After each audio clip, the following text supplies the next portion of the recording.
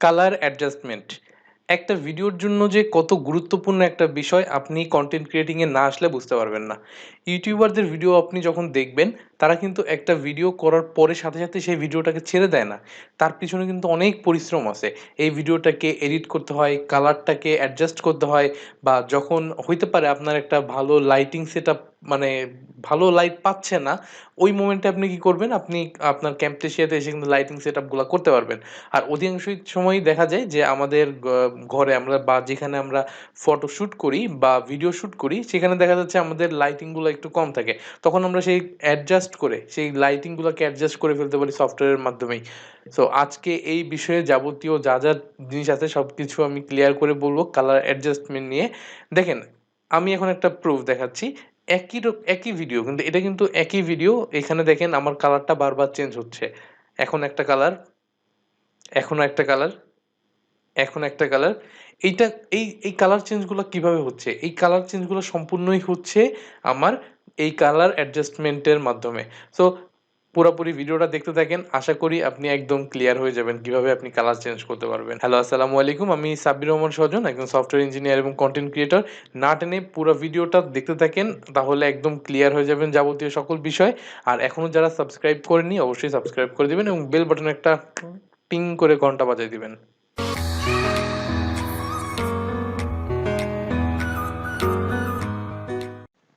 তো সরাসরি চলে আসলাম আমাদের কম্পিউটার স্ক্রিনে।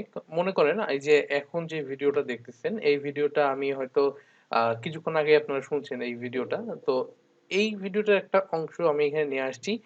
আপনাদের যখন আপনি কোনো ভিডিও রেকর্ড করবেন, সেই ভিডিও রেকর্ডের অংশটা তো অবশ্যই আপনি আপনার টাইমলাইনে নিয়ে আসবেন। নিয়ে আসার পরে হচ্ছে আপনার কাজটা শুরু হয়ে যাবে। এখন ওই কাজটা কি? মনে করেন আমরা কালার চেঞ্জ করতে যাচ্ছি। আমাদের ভিডিওতে এক ধরনের কালার আছে, আমরা এটাকে আরেকটু লাইট বাড়াতে যাচ্ছি, বা এটার একটা কালারটা চেঞ্জ করতে যাচ্ছি, বা লাইটিং এর কালারটা হালকা পাতলা আমি চেঞ্জ করার প্ল্যান করতেছি। সেক্ষেত্রে আমি কি করব, আমার এই বাম পাশে চলে আসবেন, বাম পাশের নিচে চলে আসবেন। এখানে দেওয়া আছে ভিজুয়াল ইফেক্টস। ভিজুয়াল ইফেক্টস, যদি কোনো কারণে এখানে ভিজুয়াল ইফেক্টসটা না থাকে তাহলে কি করবেন, মোর অপশনে চলে যাবেন এবং এইখানে আপনি ভিজুয়াল ইফেক্টসটা খুঁজে পাবেন। সাপোজ দেখি, মনে করেন যদি এরকম আছে, হ্যাঁ, আপনার এখানে ভিজুয়াল ইফেক্টটা নাই, তখন আপনি কি করবেন, মোর অপশনে চলে আসবেন। এসে দেখবেন এই যে ভিজুয়াল ইফেক্টসটা এখানে চলে আসছে, এই যে নিচে চলে আসছে। সাধারণত এটা এখান থেকে 3 নাম্বারই থাকে ন্যাচারালি। তো আমি এটা অন করে নিলাম। অন করার পরে দেখেন এখানে অনেকগুলো কিন্তু অপশন আছে, হ্যাঁ, এর আগেও আপনি নিশ্চয়ই দেখছেন এই অপশনগুলা। এইখান থেকে আমরা যেটা ব্যবহার করব আজকে আমাদের এই টিউটোরিয়ালের জন্য, সেটা হচ্ছে কালার অ্যাডজাস্টমেন্ট। কালার অ্যাডজাস্টমেন্ট, তারপরে কালারাইজ, আমরা দুইটার ভিতরে একটা মিক্সিং করার চেষ্টা করব আর কি।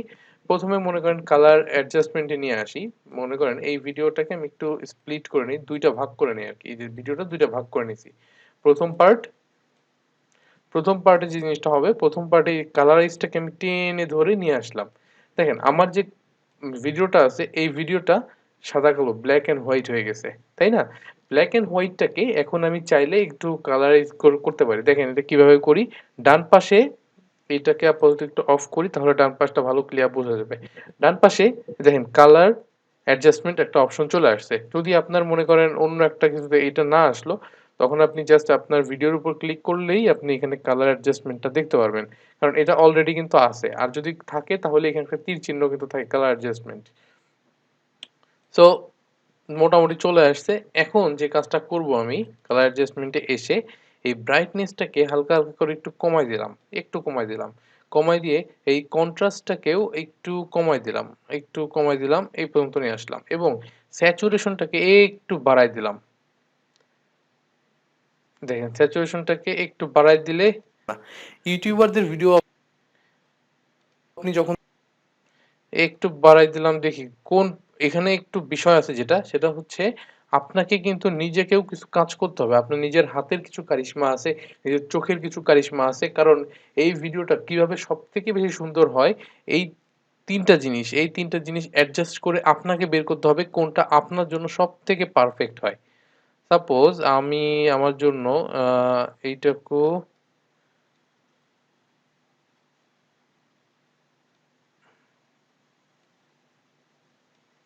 উম এরকম একটা জিনিস ভালো লাইট পাচ্ছে না, ওই মোমেন্টে আপনি কি করবেন, আপনি দেখেন এখানে কিন্তু ছিল মোটামুটি এই ভিডিওতে কালার আমার অ্যাডজাস্টমেন্ট একটা ভিডিওর কালার অ্যাডজাস্টমেন্ট কিন্তু অনেক কিছুই চলে আসছে। এরপরে যদি আপনি ব্রাইটনেসটা বাড়াই কমাই কিন্তু এই ভিডিওটাকে একটা শেপে নিয়ে কিন্তু আসতে অনেক পারেন। পরিশ্রম আছে। তো এখন কিন্তু একটা শেপে চলে আসছে ভিডিওটা। তার মানে আপনি বুঝতে পারছেন এখানে কিন্তু ব্রাইটনেস, কন্ট্রাস্ট এবং স্যাচুরেশন এই ৩ টা জিনিসের চেঞ্জের মাধ্যমেই মূলত অনেকটা কিন্তু আপনার ইমেজের ব্রাইটনেস বেড়ে যায় বা ইমেজের কিন্তু কালার অ্যাডজাস্টমেন্ট হয়ে যায়। তারপরেও এখন আরো কিছু কাজ আছে। সেটা হচ্ছে আমি আবারও ভিজুয়াল ইফেক্টস এ চলে আসবো এবং এখান থেকে কালারাইজ নামে যেটা আছে কালারাইজটাকে টেনে ধরে নিয়ে আসবো। এখন দেখেন আমার কালারাইজটা আনার পরে আমার পুরা মানে ভিডিওটা সবুজ, সবুজ টাইপের হয়ে গেছে। হ্যাঁ? এখন এটাকে আমি চাইলে অ্যাডজাস্ট করতে পারি হালকা করে একটু মানে আমি একটা মনে করেন রেড শেপ দিব। রেড শেপ দেওয়ার জন্য এই আপনার এই যে ডান পাশে যে কালার আছে না? কালারে ক্লিক করবেন। আপনার একটা বক্স আসবে কালারের। সেই কালারের বক্সটাতে আপনি লাল সিলেক্ট করে দিবেন। আ বক্সটা হয়তো আপনি দেখতে পাচ্ছেন না কিন্তু কোনো একটা কারণে আমার হচ্ছে অন্য স্ক্রিনে চলে যাচ্ছে বক্সটা। এজন্য আপনি দেখতে পাচ্ছেন না হয়তো। কিন্তু আপনি ইজিলি বুঝতে পারবেন কালারিংটা আপনি কিভাবে সিলেক্ট করবেন। এখানে জাস্ট কয়েকটা ডট দেয়া থাকে ওখান থেকে আপনি সিলেক্ট করে নিলেই হবে। তো আমি একটা পিঙ্ক কালার দিলাম। পিঙ্ক কালার দিলে দেখেন এই ভিডিওতে আগের থেকে কিন্তু একটা বৈচিত্র্য কিন্তু অলরেডি চলে আসছে। দেখেন এই ভিডিওটা আমি দেখাই একটু। আগে ছিল এরকম। বর্তমানে হচ্ছে এরকম। তার মানে কিন্তু কালার থেকে শুরু করে সবকিছুই কিন্তু অনেকটা বেড়ে গেছে।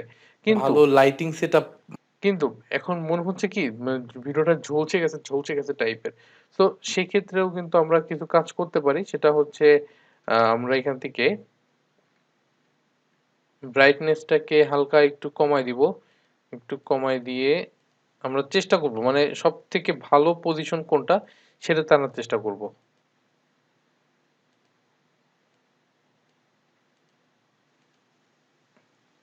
ভিডিও আপনি যখন দেখবেন তারা কিন্তু একটা ভিডিও করার পরে সাথে, সাথে সেই ভিডিওটাকে ছেড়ে দেয় না।